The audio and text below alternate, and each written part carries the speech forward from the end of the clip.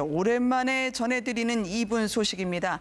구 신한국당 내리 두 번의 대선 주자였지만 미안의 꿈을 간직할 수밖에 없는 이회창 전 한나라당 총재가 회고록을 낸다고 합니다. 요즘 아무래도 작년 올해가 회고록 시즌인가요? 무려 1000장이나 된다고 하는데 20점 넘는 정치 역정.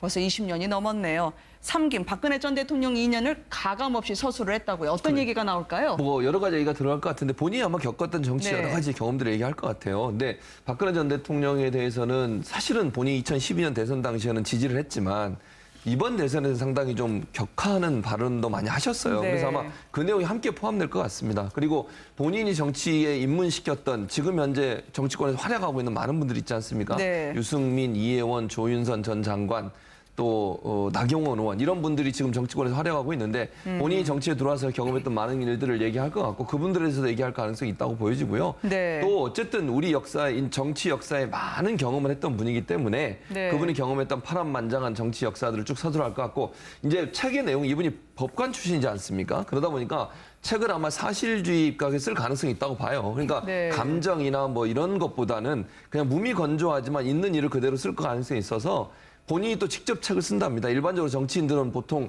얘기를 하시면 그걸 받아서 다른 사람이 쓰거나 녹음해서 다른 사람이 대필하는 경우가 많은데 본인이 직접 서술을 한다고 하시니까 아마 무미건조하지만 뭔가 역사의 사실들을 쭉 기록하는 본인의 기억에 의지해서 그런 책이 될 가능성이 있고 아마 1000쪽 분량이라고 하니까 1, 2부 한 권, 두 권 이렇게 상하고는 나눠서 나올 가능성이 있다고 그렇게 생각이 되어집니다. 네. 이회창 전 총재는 충분히 자신이 스스로 쓰겠다고 말하실 분입니다. 아, 그래요? 왜냐하면 옛날에 대법관 할 때도 네. 그 많은 그 재판 자료 읽었지 않습니까? 네. 전부 갖고 가서 밤새도록라도 읽어오는 그런 분이라고 그러니까 그건 또 제가 그분이 대법관일 때 대법원장 했던 분한테 들은 얘기예요. 그러시군요. 그 정도로 아주 유능하면서도 아주 지독했답니다. 지독한 네. 일벌레 했다니까 이거 남한테 맡길 그런 분이 아니죠. 그다음에 이회창 전 총재가 저 박근혜 전 대통령과의 관계를 전부 이제 소상히 밝히겠다. 이거는 뭐냐면 자신이 정치권에 말하자면 영입했다가 또 네. 한 번은 또 탈당해가지고 말이죠. 뭐 이런 그런 우여곡절도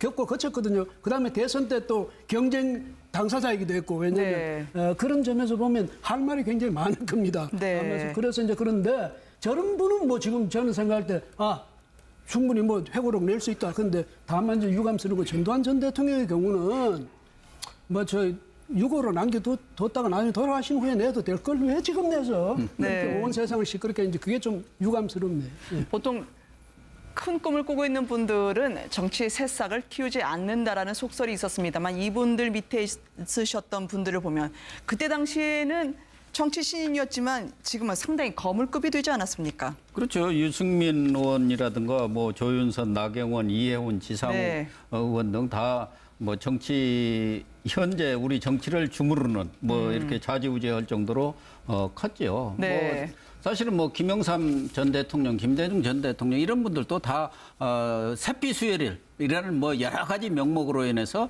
젊은 층들을 과감하게 정치에 끌어들이고 그분들이 지금 움직이고 있는 현 정치를 움직이고 있는 분들이 대부분이 그분들이 끌어들였던 사람들이고 특히 네. 뭐 노무현 전 대통령도 지금 문재인 현 대통령을 비롯해서 그 노무현 키즈라고 할 수는 없지만 노무현과 같이 했던 네. 그런 동지들이 지금 우리나라를 다 움직이고 있지 않습니까? 그러니까 지도자라는 것은 네. 자기도 중요하지만 자기가 정치를 잘하는 것도 중요하지만 미래를 내다보면서 중요한 정치 자산들을 키워가는 거. 네. 그런 사람들을 이렇게 잘 육성하는 거. 그것도 정치 지도자에게 주어진 큰 임무 중에 하나입니다. 화면에 보이는 저 하얀 옷 입으신 분이 이혜훈 대표신가요? 예, 상당히 들으시면 어떨지 모르겠지만 풋풋한 젊음이 느껴지는 그런 예전의 사진들을 볼 수가 있습니다. 어떤 이야기를 회고록에 담으실까요? 지난 2012년 대선 당시 박 전 대통령을 지지했었고요.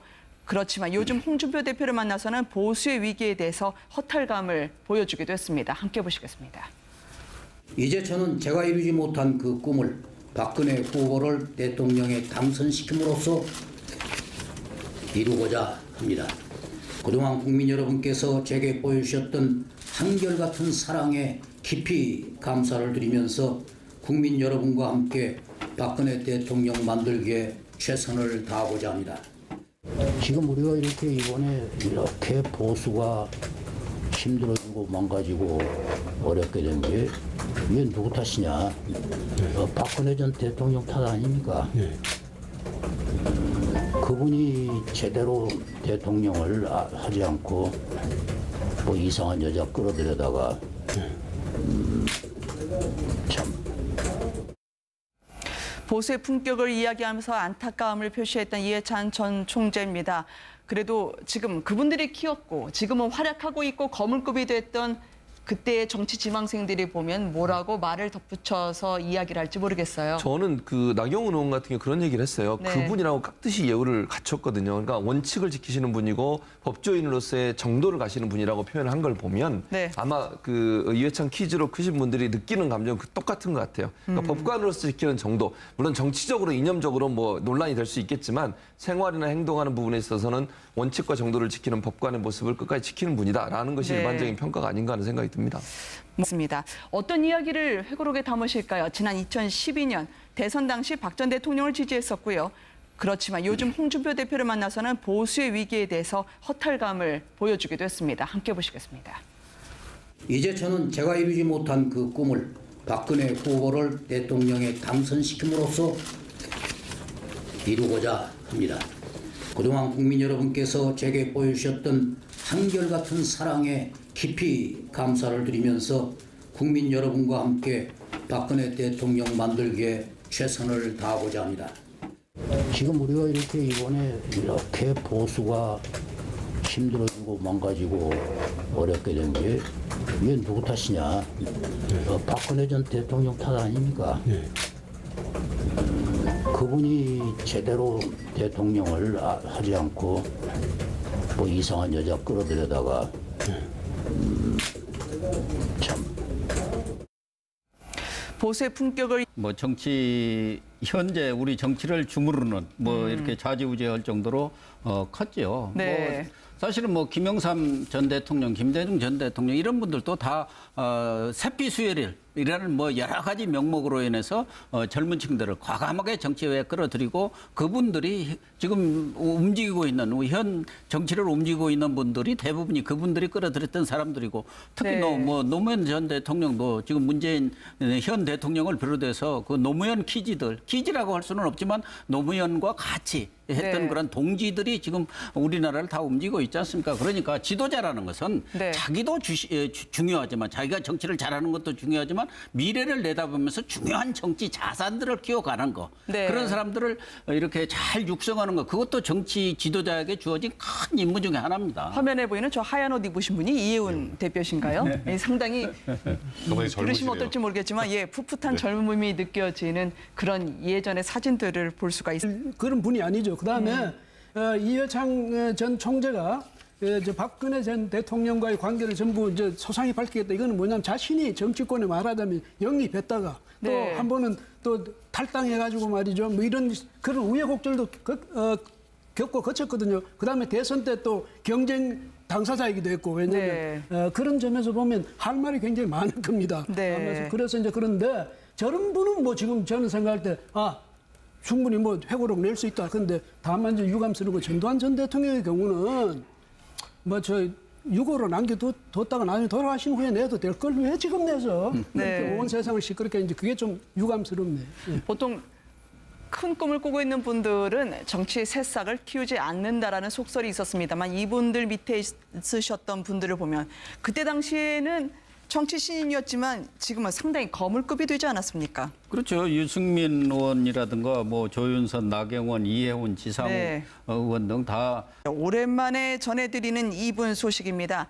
구 신한국당 내리 두 번의 대선 주자였지만 미안의 꿈을 간직할 수밖에 없는 이회창 전 한나라당 총재가 회고록을 낸다고 합니다. 요즘 아무래도 작년 올해가 회고록 시즌인가요? 무려 1000장이나 된다고 하는데 20점 넘는 정치 역정.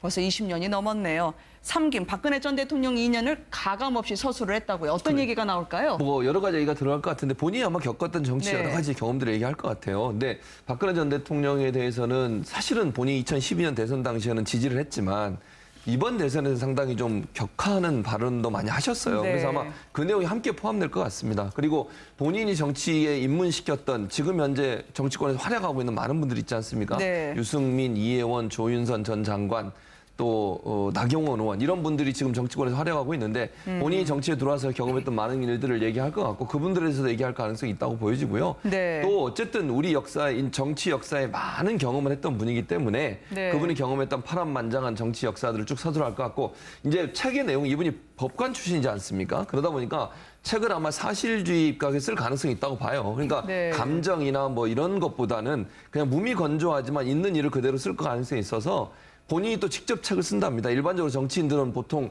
얘기를 하시면 그걸 받아서 다른 사람이 쓰거나 녹음해서 다른 사람이 대필하는 경우가 많은데 본인이 직접 서술을 한다고 하시니까 아마 무미건조하지만 뭔가 역사의 사실들을 쭉 기록하는 본인의 기억에 의지해서 그런 책이 될 가능성이 있고 아마 1000쪽 분량이라고 하니까 1, 2부 한 권, 두 권 이렇게 상하고는 나눠서 나올 가능성이 있다고 그렇게 생각이 되어집니다. 네. 근데 이회창 전 총재는 충분히 자신이 스스로 쓰겠다고 말하실 분입니다. 아, 그래요? 왜냐하면 옛날에 대법관 할 때도 네. 그 많은 그 재판 자료 읽었지 않습니까? 네. 전부 갖고 가서 밤새도록라도 읽어오는 그런 분이라고 그러니까 그건 또 제가 그분이 대법관일 때 대법원장 했던 분한테 들은 얘기예요. 그러시군요. 그 정도로 아주 유능하면서도 아주 지독했답니다. 지독한 네. 일벌레 했다니까 이거 남한테 맡기질